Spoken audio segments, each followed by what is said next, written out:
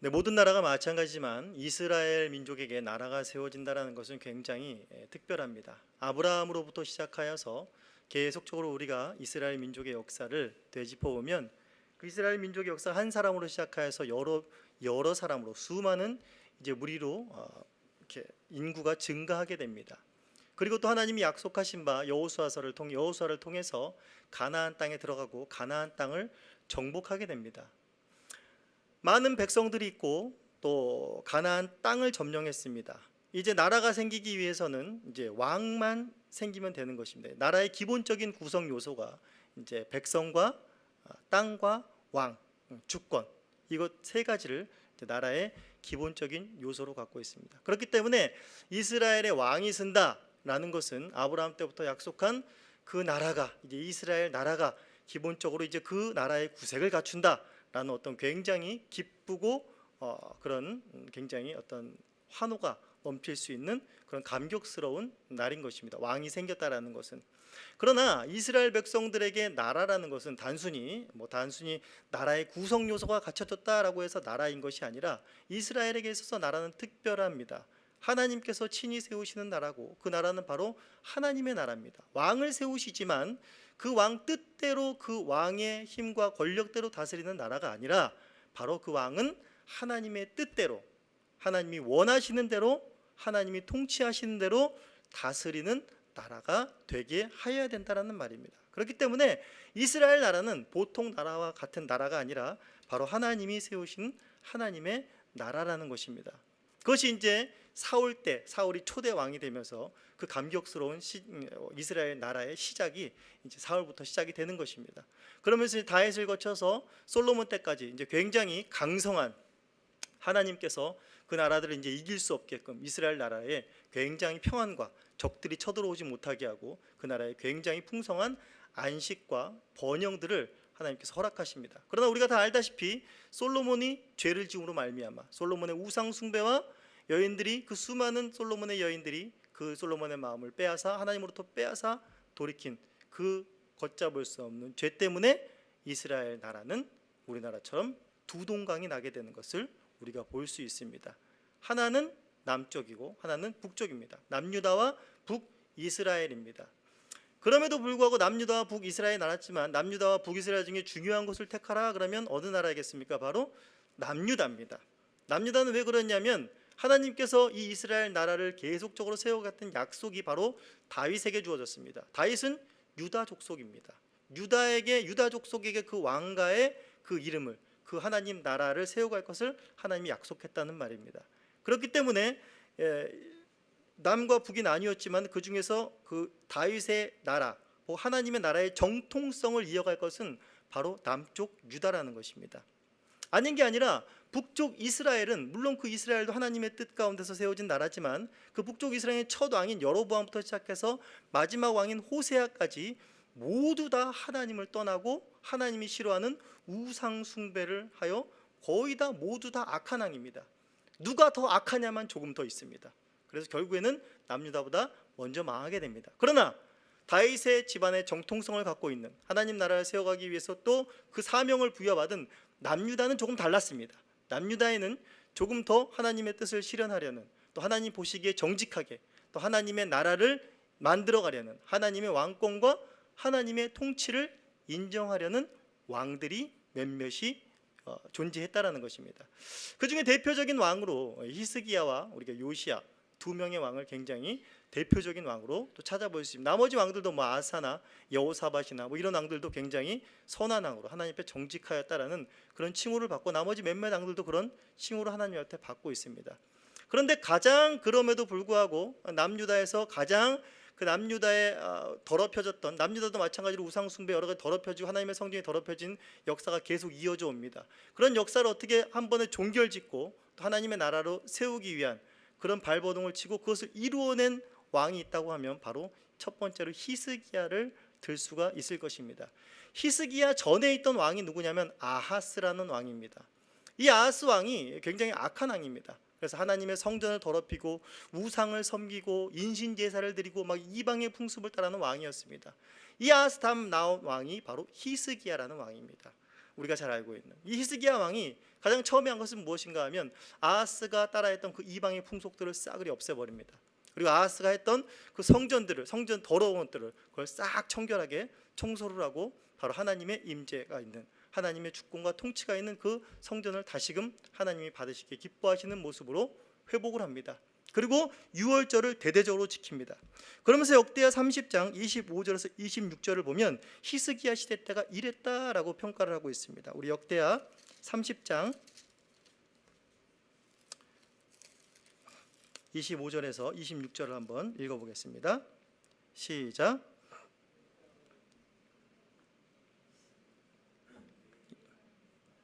이스라엘에서 온 모든 회중과 이스라엘 땅에서 나온 나그네들과 유다에 사는 나그네들이 다 즐거워하였으므로 예루살렘에 큰 기쁨이 있었으니 이스라엘 왕 다윗의 아들 솔로몬 때부터 이러한 기쁨이 예루살렘에 없었더라 라고 말을 하고 있습니다. 히스기야 때 무엇이 행해졌냐면 바로 유례 없이 큰 유월절이 대대적으로 지켜졌습니다. 그러면서 하는 말이 뭡니까? 바로 예루살렘에 큰 기쁨이 있었다라는 것입니다. 이스라엘 왕 다윗과 솔로몬 때부터 이러한 기쁨이 예루살렘에 없었더라라는, 다윗과 솔로몬 때가 어떤 때입니까? 가장 이스라엘이 하나님의 나라로 큰 풍성한 은혜와 부유함을 누리던 때 아닙니까? 그때의 기쁨을 다시금 히스기야가 재현시키고 그 나라를 다시 세워가는 이런 것들을 히스기야를 통해서 보여주고 있는 것입니다. 얼마나 대단한 왕이고 하나님의 기쁨이 된 그런 왕이라고 할 수 있겠습니까? 그런데 이제 오늘 우리가 살펴볼 왕은 그 히스기야의 아들입니다. 이런 왕의 아들이라면 어떨까요? 이런 모습을 보고 자란 아들이겠죠. 이런 교육을 받고 자란 아들이겠죠. 하나님을 경외하는 법과 하나님의 성전을 깨끗이 하는 법과 그 모든 율례들을 잘 행하는 모습들을 아버지로부터 보고 배웠지 않겠습니까? 그런데 그 다음 나오는 왕이 바로 제14대 왕인 유다 왕 므낫세라는 것입니다. 이 왕이 어땠다고요? 2절 보시면, 33장 2절 보시면 여호와 보시기에 악을 행했다라고 말을 하고 있습니다. 여호와께서 이스라엘 자손 앞에서 쫓아내신 이방의 가증한 것들을 본받았다라고 말하고 있습니다. 아버지를 본받지 않았다라는 것입니다. 야, 어떻게 이런 일이 있을까? 므낫세는요, 남유다 가문, 그리고 다윗의 정통성을 지키는 뼈대 있는 가문이라고 할 수 있죠. 그 가문에서 가장 악한 왕, 남유다의 르호보암으로 시작해서 20명의 왕이 있습니다. 그 왕들 중에 최고로 악한 왕이 누군가? 남유다에도 이런 왕이 있을 수가 있겠는가? 남유다인데 라고 말하면 바로 므낫세라는 것입니다. 우리 어린이들 이번에 성경학교 하면서 왕들에 대해서 공부했습니다. 므낫세, 참 못났네, 못났어, 이렇게 해서 외웠습니다. 금방 보셨죠? 네, 가장 못난 왕 므낫세. 네, 므낫세 왕이라는 것입니다. 어떻게 이런 아버지에게서 이런 자식이 나올까라는 생각을 하게 할 만큼 굉장히 악한 왕입니다. 우리가 조선시대 역사를 살펴봐도 이런 비슷한 일이 있지 않습니까? 조선을 잘 세운 왕들이 많이 있지만 조선의 나라의 정치적, 종교적 기반을 탄탄하게 세운 왕이 바로 성종이라는 왕을 우리가 잘 알고 있습니다. 그런데 그런 성군인 성종 밑에 누가 태어나서 왕이 됐습니까? 바로 우리가 잘 알고 있는 광인 연산군이 그 밑에 왕이 돼서 나라를 완전히 뒤집어엎고 피바다를 만들고 나라를 혼란스럽게 한 그런 역사들을 볼 수가 있습니다. 여러 군데서 다른 나라 역사 속에서도 마찬가지로 역사를 볼 수가 있습니다. 야, 이런 일을 과연 할 수가 있겠는가? 유다의 가문인데 아버지가 만들어 놓은 그 성결한 그 나라를 이제 다시금 막 그 나라에 똥물을 껴는 겁니다. 그러니까 부모님이 깨끗이 청소를 하고 가면 아이들이 어떻게 합니까? 집안을 난장판을 만들죠. 예, 그건 상상, 그건 게임 비길 바가 아니라는 것입니다. 우리도 그렇죠. 자녀들이 항상 우리의 좋은 점만 담기를 원하지 않습니까? 근데 자녀들은 항상 뭘 담죠? 엄마 아빠의 나쁜 점만을 담고 있습니다. 그건 가르쳐주지 않아도 너무나 잘 담고 있습니다. 저도 저희 아이가 나올 때 기도했던 것 중에 큰 제목이 뭐냐면 저의 단점을 하나도 담지 않게 하시고 저의 단점을 모두 커버한 완전한 아이가 나오게 하옵소서라는 그런 기도를, 얼마나 단점이 많은 그런 기도를 했겠어요. 그런데 태어나고 보니 이거는 제 자식인 줄 알겠더라고요. 제 자식인 줄 알겠. 예, 히스기야도 어떻게 단점만 히스기야였던 나쁜 점만 봤을까요? 뭐 히스기야도 완벽한 사람은 아니었을 테니까. 히스기야가 뭐 가정 교육을 잘 못했을까요? 그것은 아니었을 것입니다. 전반적인 그런 분위기가 히스기야 때는 그런 종교 개혁을 하고 막 하나님 앞에 서려고 하고 하나님을 경외하고 그런 흐름이었습니다. 그리고 므낫세가 왕이 되기 불과 한 24년 전에는 어떤 사건이 있었습니까? 북쪽 이스라엘이 멸망을 했습니다. 아수르에게 완전히 날아가 버렸습니다. 초전박살이 돼서 그 땅이 완전히 황폐하게 돼서 그 나라가 통째로 날아가 버린 것입니다. 왜 그렇게 된 줄을 므낫세가 몰랐겠습니까? 바로 우상 숭배입니다. 자기가 지금 하려고 하는 이방에 가증한 것들을 본받아서 그 나라가 날아갔다라는 것을 므낫세는 충분히 알고 있습니다. 이미 하나님께서는 므낫세가 왕으로 서기 전에 왕이 될 수 있는, 그가 왕으로서 바르게 정치를 하고 다스릴 수 있는 기반과 토대를 보여줬다고 저는 생각합니다. 누구를 통해서요? 가까이서 나의 아버지를 통해서. 히스기야가 어떻게 하나님 앞에 행하고 어떻게 나라를 다스렸는지를 보면서 또 멀리 또 가까이선 북이스라엘이 어떻게 망했는지를 아는 거 아닙니까? 그 역사 속에서 분명히 하나님께서는 므낫세에게 사망과 생명의 길을 보이신 것입니다. 그런데 므낫세가 택한 길은 무엇입니까? 사망의 길입니다. 이방에 가증한 것들을 본받았다라는 것입니다. 이방 사람들의 여호와께서 이스라엘 자손 앞에서 쫓아내신 이방 사람들의 가증한 일. 이게 이방 사람들이 어떤 사람들입니까? 바로 여호수아 때 가나안에 있던 그 민족, 원주민 민족들입니다. 가나안 민족들입니다. 그들을 하나님께서 쫓아내셨지 않습니까? 무엇 때문에? 그들의 가증한 행위 때문에, 그들의 가득 찬 죄악 때문에 그들을 쫓아내셨습니다. 그런데 다시 므낫세가 뭐라고 있는 겁니까? 유다 왕가에서 그 가증한 행위를 다시 끌어들이시는 것입니다. 막 판타지 영화 보는 것 같지 않습니까? 판타지 영화 보면 막 선한 사람들이, 선한 군인이나 뭐 왕들이 막 악을 막 무찌르지 않습니까? 무찌르고 막 전멸하는데 나중에 세월이 몇천 년이 흘러서 이제 어떤 주술사 한 명이 와서 다시 그 악들을 불러내지 않습니까? 다시 불러내가지고 막 이렇게 하는 그런 모습, 마치 그런 역할을 지금 므낫세가 하고 있는 것입니다. 하나님이 쫓아내신 것을 다시 그것을 재현하여서 그 역사를 다시 반복하려고 하는 어마어마한 계획을 지금 므낫세가 하고 있는 것입니다. 그러면서 이제 진짜 그가 행한 악한 행실이 무엇인가를 하나하나 살펴보겠습니다. 자, 3절 보시면 이제 그의 아버지 히스기야가 헐어버린 산당을 다시 세우며 히스기야를 닮지 않은 것뿐만이 아니라 이제 무엇을 하고 있습니까? 히스기야가 다 헐어버린, 히스기야가 다 무너뜨리고 다 불태워버리고 다 부셔버린 그것들을 어떻게 하는 것입니까? 다시 다 세우는 것입니다.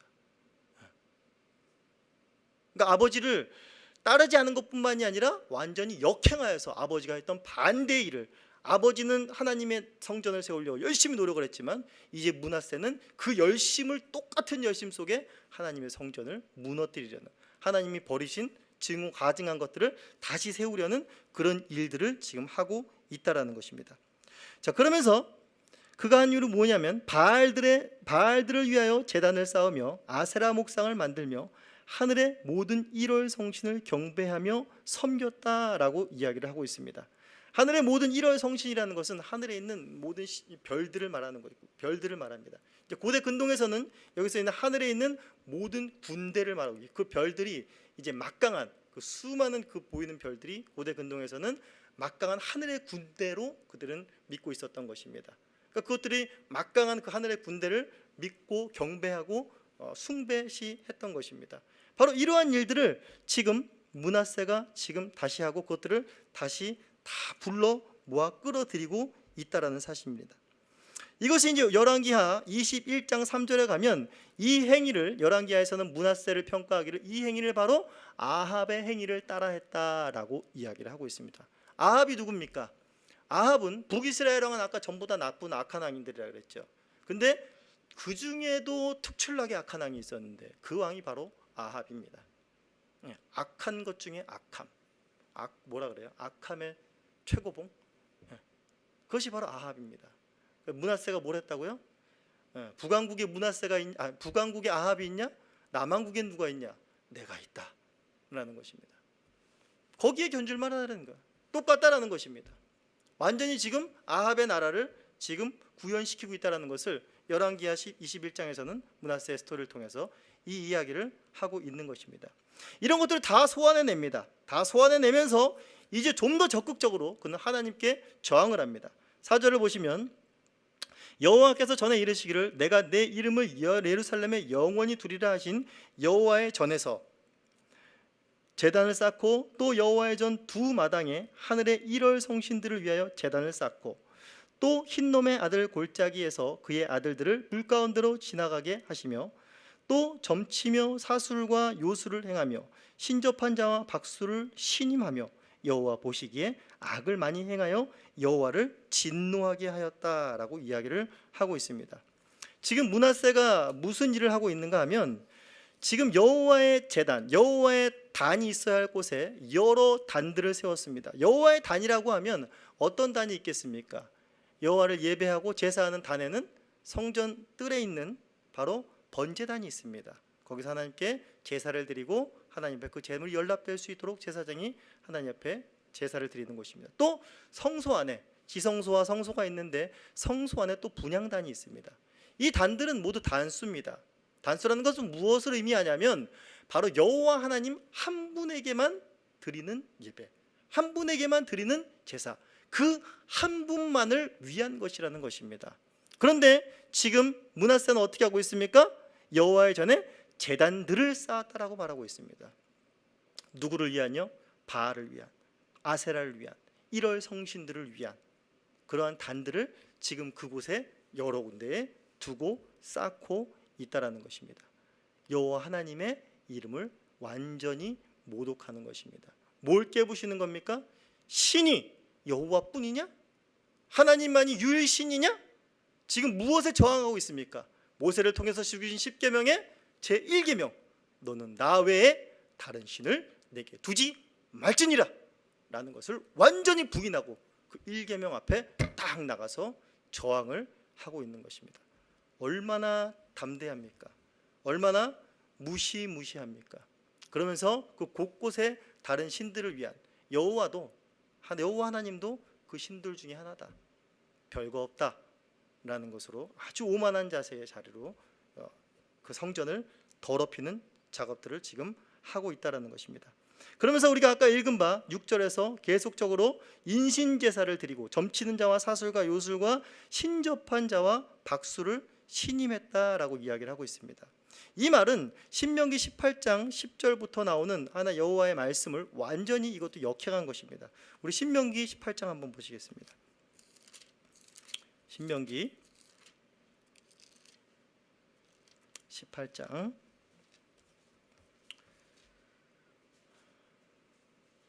9절에서 14절입니다. 이제 모세에게 가나안 땅에 들어가서 너희가 반드시 이 일은 하면 안 된다, 이런 일은 하면 안 된다라고 말하는 내용입니다. 자, 9절부터 제가 읽어보도록 하겠습니다.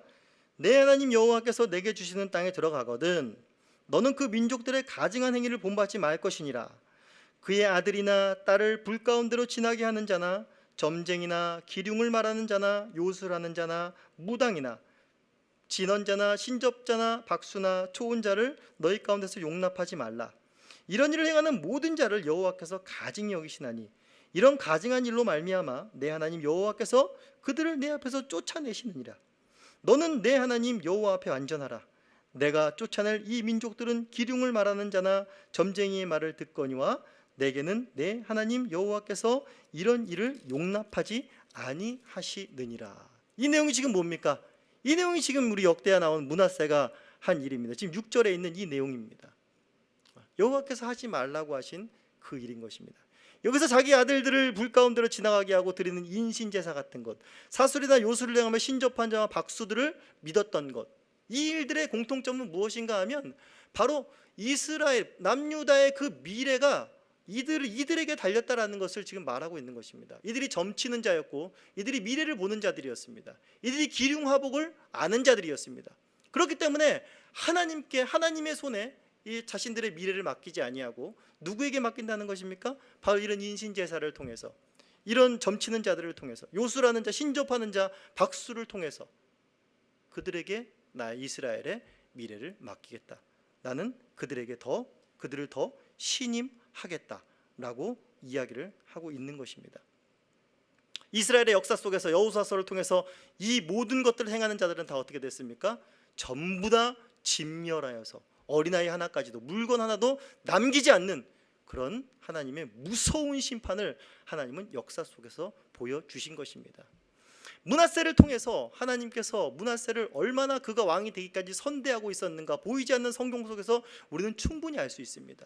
그 아버지 히스기야를 통해서 그가 어떻게 하나님을 경외하고 있는지 바로 옆에서 아들을, 바로 다음 왕위를 이을 왕의 아들로서 그것들을 보았습니다.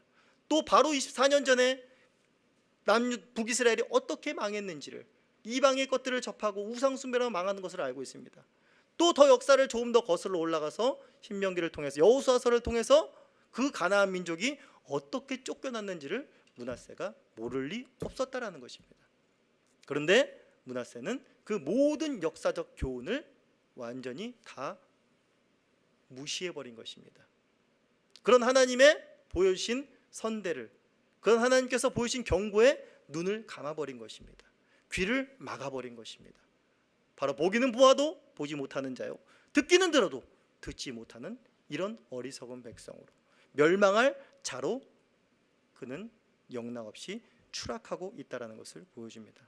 그리고 열왕기 하 21장에서는 이 므낫세의 죄에 또 하나를 추가하고 있습니다. 우리 열왕기하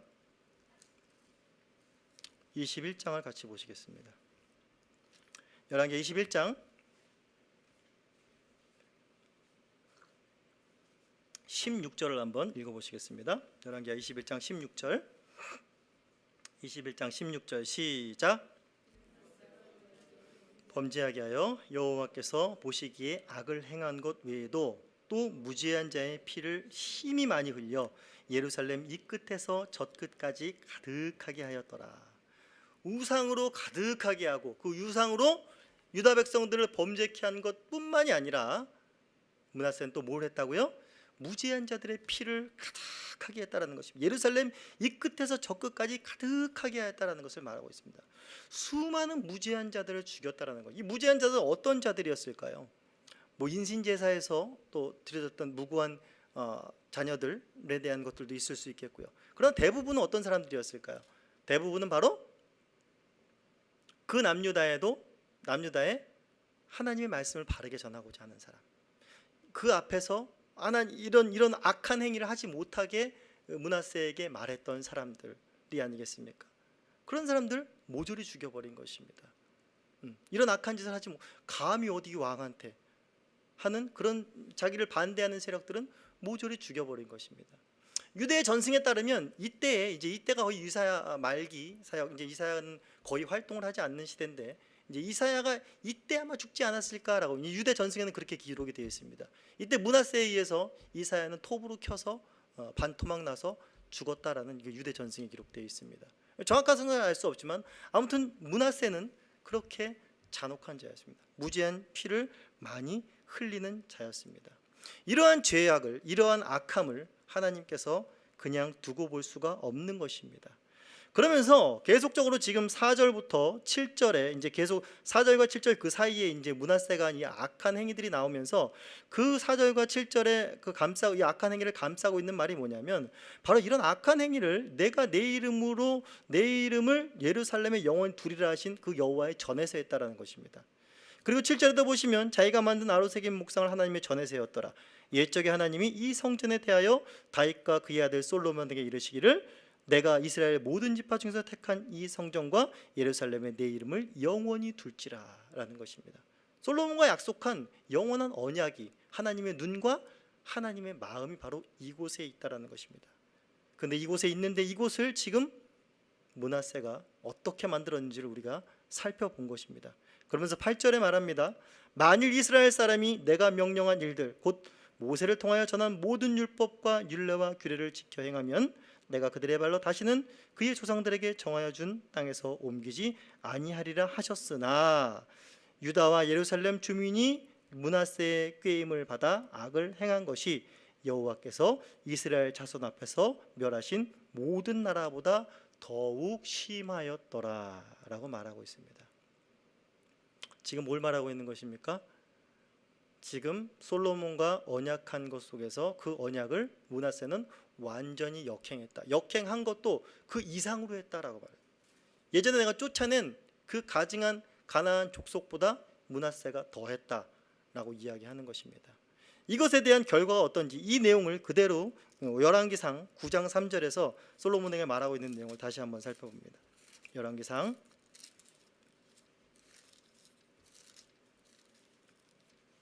9장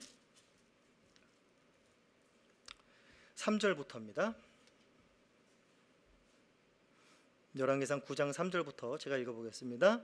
여호와께서 그에게 이르시되 솔로몬에게 이르시되 내 기도와 내가 내 앞에서 간구한 바를 내가 들었은즉 나는 내가 건축한 이 성전을 거룩하게 구별하여 내 이름을 영원히 그곳에 두며 내 눈길과 내 마음이 항상 거기에 있으리니 내가 만일 내 아버지 다윗이 행함같이 마음을 온전히 하고 바르게 하여 내 앞에서 행하며 내가 내게 명한 대로 온갖 일을 순종하여 내 법도와 율례를 지키면 내가 내 아버지 다윗에게 말하기를 이스라엘의 왕위에 오를 사람이 내게서 끊어지지 아니하리라 한 대로 내 이스라엘 왕위를 영원히 경고하게 하려니와 만일 너희나 너희 자손이 아주 돌아서서 나를 따르지 아니하며 내가 너희 앞에 둔 나의 계명과 법도를 지키지 아니하고 가서 다른 신을 섬겨 그에게 경배하면 내가 이스라엘을 내가 그들에게 준 땅에서 끊어버릴 것이요 내 이름을 위하여 내가 거룩하게 구별한 이 성전이라도 내 앞에서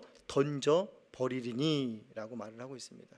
그러면서 그 재앙을 면치 못할 것이라 라고 이야기를 하고 있습니다. 이러한 하나님의 진노가 분노가 지금 누구를 통해서 이루어지고 있습니까? 바로 이제 므낫세를 통해서 이 진노가 이제 쏟아지는 것입니다. 므낫세는 지금 하나님의 진노의 그 폭풍에 이제 휘말리기 이제 금방 이제 그 진노가 발 앞에 와 있습니다. 그러면서 이제 그 진노가 어떻게 임하였는가를 우리는 볼 수 있습니다. 우리 10절부터 보시면 여호와께서 므낫세와 그의 백성에게 이르셨으나 그들이 듣지 아니하므로 여호와께서 아수르 왕의 군대 지휘관들이 와서 치게 하시며 그들이 므낫세를 사로잡고 쇠사슬로 결박하여 바벨론으로 끌고 간지라라고 말하고 있습니다. 결과는 어떻습니까? 뻔합니다. 하나님이 유다 왕가의 이런 악행을 이런 이방보다도 더 심하게 했던 하나님이 쫓아내신 그 민족들보다 더 심하게 행했던 므낫세를 가만히 둘 수 없죠. 그렇게 하면 가만히 둔다면 공의 하나님이 아니시죠. 드디어 하나님께서 그 칼을 드셨습니다. 그리고 므낫세를 이 땅에서 토해내 버립니다. 이 땅에서 쫓아내 버립니다. 아수르 왕에 의해서 바벨론으로 끌려가게 되는 것입니다. 열왕기하 21장은 여기서 이제 끝을 내버립니다. 그런데 역대하에서는 그 뒤에 생각지도 못한 내용이 나옵니다. 바로 무엇입니까? 12절부터 13절 보시면 같이 읽겠습니다. 시작. 그가 환난을 당하여 그의 하나님 여호와께 간구하고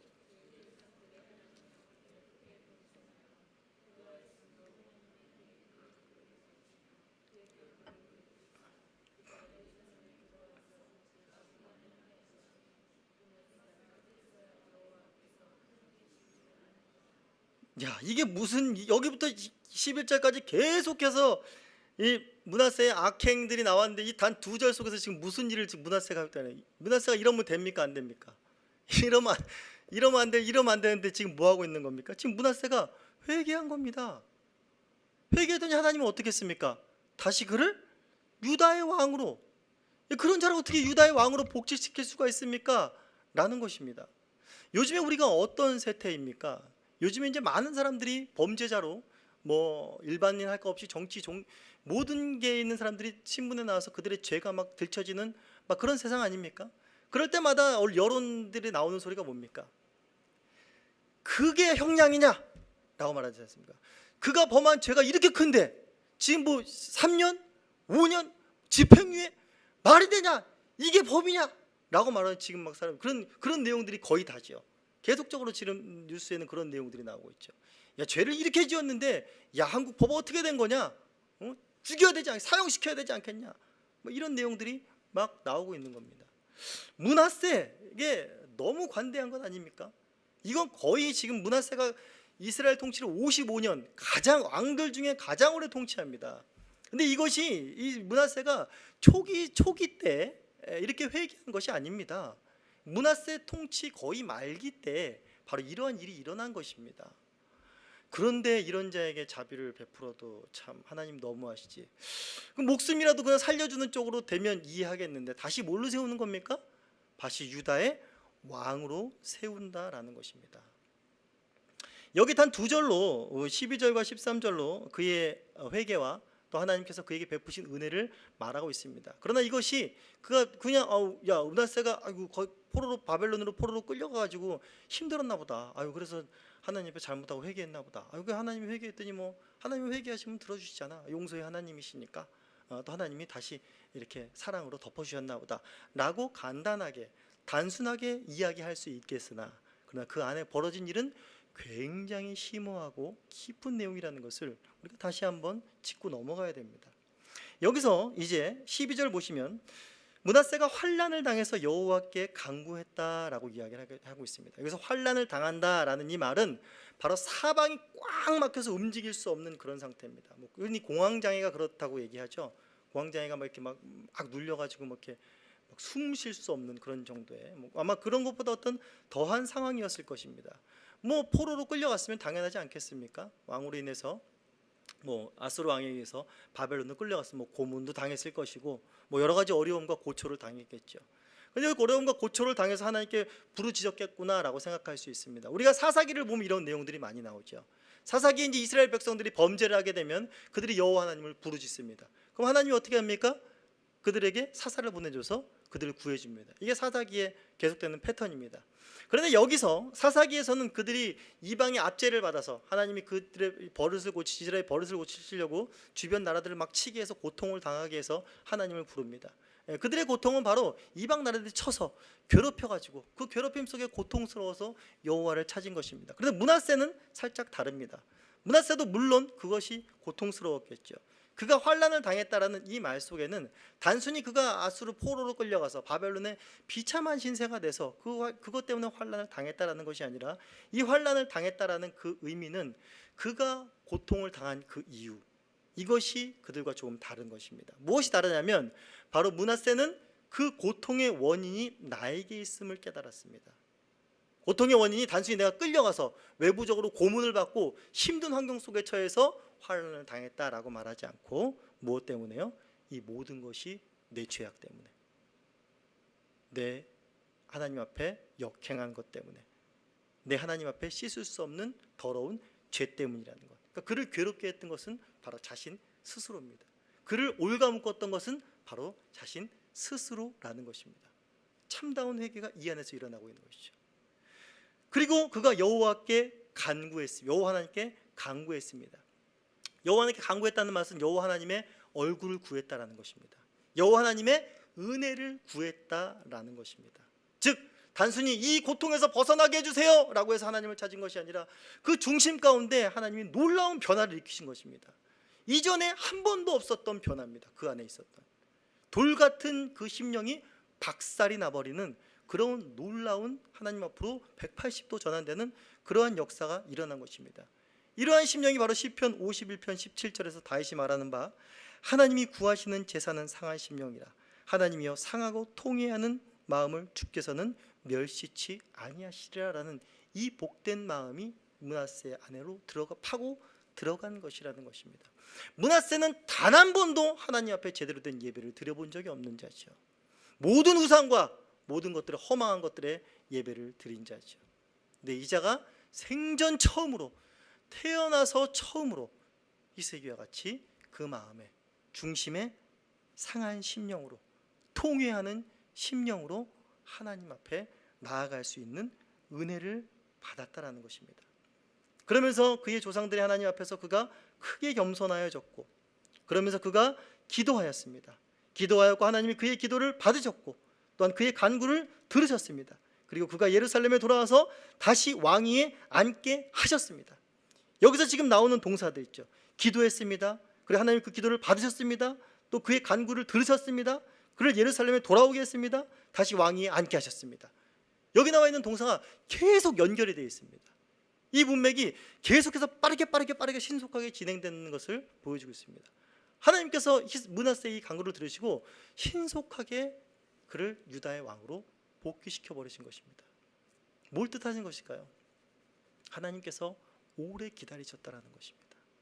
그에게 그런 심령의 변화가 일어나기까지 계속해서 그의 마음의 문을 두드리고 계셨다라는 것을 우리는 알 수 있는 것입니다.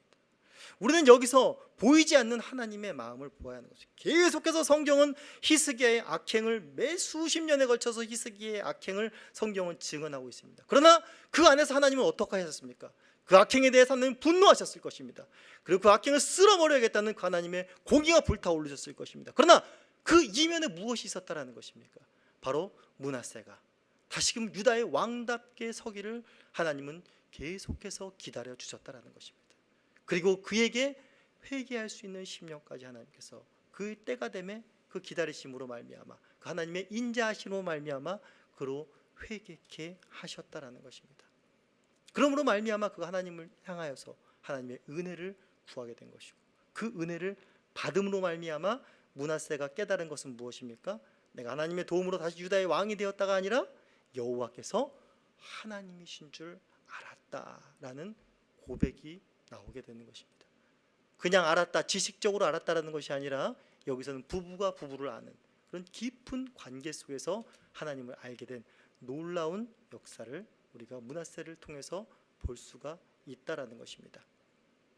우리가 생각해야 될 것은 무엇인가 하면 열왕기를 읽으면 역대 왕들의 역사를 읽으면서 하나님께서 이 왕들을 판단하시고 죄를 범하면 벌을 주시고 또 하나님 앞에 하나님 보기에 정직히 행하고 하나님의 율법을 잘 지키면 그 나라를 강성케 하십니다. 그러나 중요한 건 우리가 한 가지 잊지 말아야 될 것은 무엇인가 하면 바로 하나님께서는 단순히 왕을 어떤 평가하거나 어떤 왕을 잘못하면 벌을 주거나 하는 어떤 판사로서 어떤 집행관으로서 그런 역할로서 하나님이 계시는 것이 아니라 이 유다 왕가를 통치하시는 분이 하나님이시라는 것을 성경을 통해서 왕들을 통해서 보여주신다라는 사실을 잊지 말아야 됩니다. 단순히 여기서 므낫세는 잘못했으니까 하나님의 공의에 의해서 벌을 받은 거야. 그러나 회개했지만 하나님은 자비로우시고 의로우시고 또 오래 참으시사 이를 하나님이 다시금 구원해 주신 거야. 회개했으니까 하나님이 구원해 주신 거야 라는 단순 도식이 아니라 이 악한 백성을, 이 악한 므낫세와 유다 백성들을 하나님이 어떻게 다스리시는가, 어떻게 통치하시는가, 하나님이 유다 왕가를 어떻게 이끌어 가시고 계시는가라는 하나님의 통치를 보아야 된다는 것입니다. 므낫세를 통해서 보여주는 것은 무엇입니까? 결코 하나님께서 악을 허용하지 않는다라는 것입니다. 나 외에 다른 신을 너희에게 두는 것을 허락치 않는다라는 것입니다. 이스라엘에는 유일한 하나님 나 여호와 한 분뿐이라는 것을 잊지 말라는 것입니다. 그것은 절대 양보하지 않습니다. 그러나 이스라엘 백성들은 계속 역행하고 그것들을 범합니다. 그러나 하나님은 그들을 용납치 않습니다. 그들에게 징계를 하십니다. 그러나 그 징계가 무엇이라는 것을 므낫세를 통해서 보여주고 있습니까? 단순히 분이 나서 화가 나서 하나님 분노를 쏟으신 것이 아니라 바로 자녀에게 하시는 징계라는 것입니다. 내 자식이 돌아올 수 있도록 하시는 하나님의 몽둥이라는 것입니다. 사랑의 막대기라는 것입니다. 그리고 더욱 중요한 것은 하나님께서 그 백성들을 어떻게 한다고요? 므낫세를 다시 왕으로 세우셨듯이 끝까지 자기 자녀는 자기 자녀로 대우하신다라는 것입니다. 이것이 기가 막힌 것입니다. 마치 우리가 신약 성경에서 보듯 탕자의 비유와 똑같죠. 집 나가서 허랑방탕에 쓰고 온 그 자식을 위해서 다시 자식 대우를 하시는 것입니다. 다시 태어난 아들로 받아 주신다라는 것입니다. 이것이 하나님의 통치입니다. 이것이 므낫세를 통해서 보여주는 하나님이 유다 백성들, 그의 택한 백성들을 다스리는 하나님의 통치라는 것입니다. 우리는 밤낮 없이 하나님을, 므낫세는 어떻게 했어요? 하나님을 버러지 우상 같은 것으로 바꿔버리는 패역한 자식이요 패역한 백성이었습니다. 그러나 하나님께서는 우리가 하나님을 배역한다 할지라도, 하나님을 떠났다 할지라도, 하나님 외에 다른 것을 의지하고 섬긴다 하였다 할지라도 너는 이제부터 다시는 내 아들이 아니다. 내 아들에서 강등시키지 않고 너는 이제 평생 종으로 살아라, 버러지로 살아라 하지 않는다라는 것입니다. 그의 심령을 다시금 돌이키게 하시고 그를 다시 어디에 앉히시는 겁니까? 너는 유다의 왕 므낫세다. 너는 하나님의 택한 유다의 백성이다. 너는 하나님의 택한 하나님의 자녀다 라는 사실을 우리에게 말씀하고 계신 것입니다. 이런 하나님의 복된 통치 아래 언제나 순복하고 그 복된 통치를 기뻐하시는 저와 여러분이 되기를 간절히 소원합니다. 찬송하시겠습니다.